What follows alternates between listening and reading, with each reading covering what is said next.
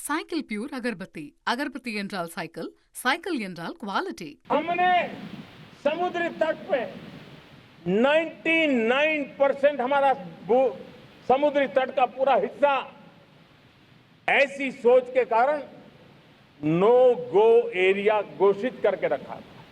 हमने ही समंदर के अंदर जाकर के एक्सप्लोरेशन न करने का निर्णय कर लिया था। இதனால்தான் சமுத்திர பந்தன் திட்டத்தின் மூலம் நமது ஆழ்கடலில் இருக்கக்கூடிய பல்வேறு இயற்கை வளங்கள் எரிசக்திகளை ஆய்வு செய்வதற்கு அரசு முன்னெடுப்புகளை முயற்சிகளை மேற்கொண்டு வருகிறது. அது தொடர்பான திட்டங்களை செயல்படுத்தி வருகிறது. हमने उसको गो अहेड एरिया के रूप में खुला कर दिया है और अब हम समुद्र के भीतर भी एक्सप्लोरेशन करने की और नए नए भंडार खोजने की दिशा में हम प्रवृत्त हैं, हम प्रयास कर रहे हैं। हमने பல்வேறு இயற்கை எரிவாயுக்களை பெறுவதற்காக ஆழ்கடலில் ஆராய்ச்சி செய்யும் முயற்சிகளை அரசு மேற்கொண்டு வருகிறது. और पिछले दिनों हमने 85,000 करोड़ रुपए इस काम के लिए आवंटित करके काम को गति देने का निर्णय कर लिया है। அதற்காக தான் சில வாரங்களுக்கு முன்பு இது தொடர்பான திட்டத்திற்கு அமைச்சரவையில் பல்லாயிரம் கோடி ஒதுக்கப்பட்டிருக்கிறது. मैंने कहा कि हमें ऑल्टरनेट स्रोतों की तरफ भी पूरी शक्ति लगाना बहुत जरूरी है और इसलिए ऊर्जा का सही इस्तेमाल बढ़ाते हुए மாற்று எரிசக்திக்கு ஊக்கம் கொடுக்க வேண்டியது மிக மிக அவசியமான ஒன்று. काम कर रहा है। எனவேதான் அந்த விஷயத்தில் நாம் மிக வேகமாக பணியாற்றிக் கொண்டிருக்கிறோம். हमारे देश में सिर्फ 70 शहरों में पाइप से गैस की व्यवस्था थी, पाइप से गैस डिस्ट्रीब्यूशन होता था। 12 साल में इन 70 शहरों को हमने 700 शहरों तक पहुंचा दिया है। ये होती है रफ्तार, ये होता है विस्तार। 12 ஆண்டுகளுக்கு முன்பு நாட்டில் உள்ள 70 நகரங்களில் மட்டும்தான் குழாய் வழியில் எரிசக்தி என்பது வழங்கப்பட்டுக் கொண்டிருந்தது. ஆனால் கடந்த 12 ஆண்டுகளில் சுமார் 700க்கும் மேற்பட்ட நகரங்களில் நாம் குழாய் வழி எரிசக்தியை கொண்டு சேர்த்திருக்கிறோம்.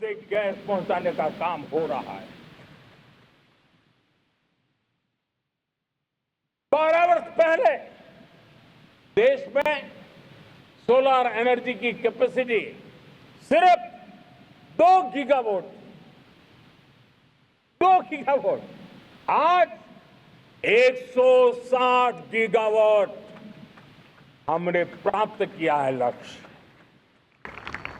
12 ஆண்டுகளுக்கு முன்பு நாட்டின் சோலார் மின்சக்தியினுடைய ஒட்டுமொத்த கெப்பாசிட்டி என்பது 2 ஜிகாவாட்டாக மட்டுமே இருந்தது. ஆனால் இன்றைக்கு கடந்த 12 ஆண்டுகளில் 170 ஜிகாவாட்டாக சோலார் மின்சக்தி உற்பத்தி அதிகரித்திருக்கிறது. पीएम सूर्यघर मुफ्त बिजली योजना चालू की और आज मुझे संतोष है कि इतने कम समय में சூரிய மின்சக்தி உற்பத்தி அதிகரிப்பதற்காக சூரியகர் முஃப்த் बिजली योजना என்ற திட்டத்தை மத்திய அரசு செயல்படுத்தி இருக்கிறது. और इसके कारण हजारों घरों का बिजली बिल जीरो हो गया है। இதன் மூலம் 100க்கும் மேற்பட்ட கிராமங்களில் மின்சார கட்டணம் என்பது பூஜ்யமாக இருக்கிறது. आज बेच करके कमाई कर रहे हैं हर परिवार। மின்சார கட்டணம் குறைந்திருப்பது மட்டுமல்ல, சாதாரண குடும்பங்கள் கூட மின்சாரத்தை விற்பனை செய்து அதன் மூலம் வருவாயும் ஈட்டி வருகின்றனர். हम इस काम को पूरा कर रहे हैं। मेरे प्यारे देशवासियों, आपको जानकर के हैरानी होगी, ये जो हमारी रेलवे है उसका इलेक्ट्रिफिकेशन का काम हमारे देश में 1925 में शुरू हुआ था। 1925 में इलेक्ट्रिफिकेशन का काम शुरू हुआ, लेकिन 90 साल में 1925 से लेकर के 90 साल में सिर्फ 30% रेल का इलेक्ट्रिफिकेशन हुआ था। यानी 90 साल में 30%। हमारी रफ्तार देखिए, लक्ष्य को पाने के लिए हमारी दौड़ देख लीजिए। हमने एक दशक के अंदर 100% काम पूरा कर दिया। 90 साल में இந்திய ரயில்வேவை மின்மயமாக்கும் பணி என்பது 1925 முதல் நடைபெற்று வருகிறது. ஆனால் கடந்த 90 ஆண்டுகளில் 30% இந்திய ரயில்வே மட்டுமே மின்மயமாக்கப்பட்டது. ஆனால் நம்முடைய பணியை பாருங்கள், கடந்த 12 ஆண்டுகளில் ரயில்வேயை 100% மின்மயமாக்கி சாதனை படைத்திருக்கிறோம். पर्यावरण को फायदा होने लगा। मेरे प्यारे देशवासियों, हम यहां से नहीं रुके हैं। हम दुनिया के अंदर पीछे रहना नहीं चाहते। पिछले दिनों आपने खबर सुनी होगी, भारत ने ईंधन का नया क्षेत्र को भी छू लिया है। देश ने पहली हाइड्रोजन से चलने वाली ट्रेन நாம் இதோடு நின்றுவிடப் போவதில்லை. சில நாட்களுக்கு முன்பு ஒரு செய்தியை நீங்கள் கேள்விப்பட்டிருக்க கூடும். இந்தியா தன்னுடைய முதல் ஹைட்ரஜன் ரயிலை வெற்றிகரமாக இயக்கி சாதனை படைத்திருக்கிறது. हाइड्रोजन ट्रेन के क्षेत्र में भी भारत ने अपना झंडा गाड़ दिया है। உலகில் ஹைட்ரஜன் ரயில் இயக்கப்படும் நாடுகளின் பட்டியலில் கூட இந்தியா தன்னுடைய கொடியை தற்போது நிலைநாட்டி இருக்கிறது.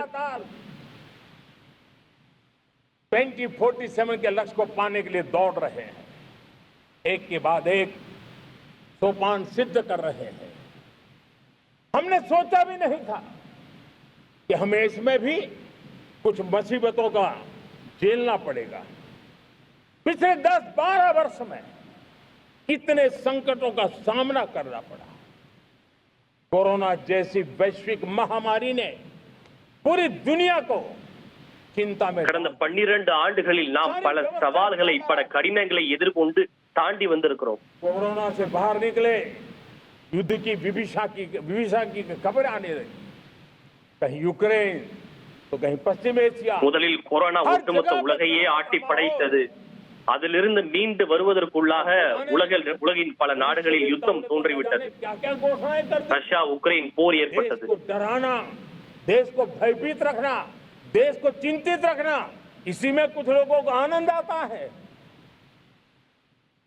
वैक्सीन नहीं मिलेगी, कोविड में लोग बचेंगे नहीं, कुछ भी नहीं होने वाला।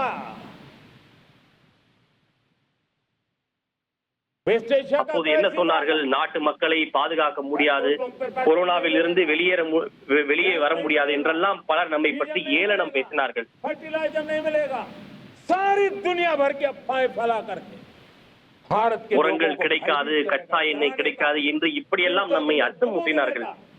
कुछ लोगों को आनंद आ रहा था, लेकिन देश ने இப்படி சொல்வதில் சிலருக்கு ஆனந்தம் கூட ஏற்பட்டது. 12 साल की सुविचारित योजनाएं रंग ला रही है और हम इतने बड़े संकट के बावजूद भी नागरिक देवो भव के मंत्र को लेकर के जीते हुए भारत ने जो तैयारियां की थी, एक के बाद एक कदम उठाया था।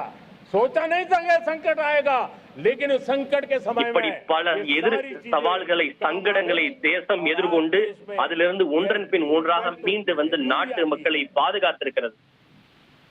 हम अपनी ताकत के ऊपर खड़े हो रहे, चल रहे। நம் சக்தியின் மூலம் நான் நிலை நின்று கொண்டிருக்கிறோம், முன்னேற்ற பாதையில் சென்று கொண்டிருக்கிறோம். हर किसी पर हुआ, हम भी अछूते नहीं।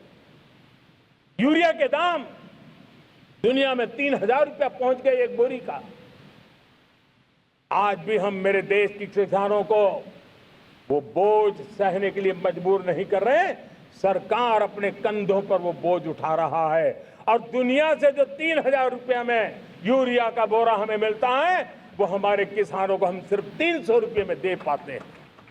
இன்று யுத்தத்தின் காரணமாக உலகின் பல நாடுகளில் சர்வதேச சந்தையில் யூரியா உரம் 3000 அளவுக்கு ஒரு மூட்டை உயர்ந்திருக்கிறது. ஆனால் இந்த காலகட்டத்திலும் நம் நாட்டு விவசாயிகளுக்கு வெறும் 300 என்கிற விலையில் யூரியா உரத்தை நம் நாடு வழங்கிக் கொண்டிருக்கிறது. Cycle pure agarbatti. அகர்பத்தி என்றால் சைக்கிள், சைக்கிள் என்றால் குவாலிட்டி.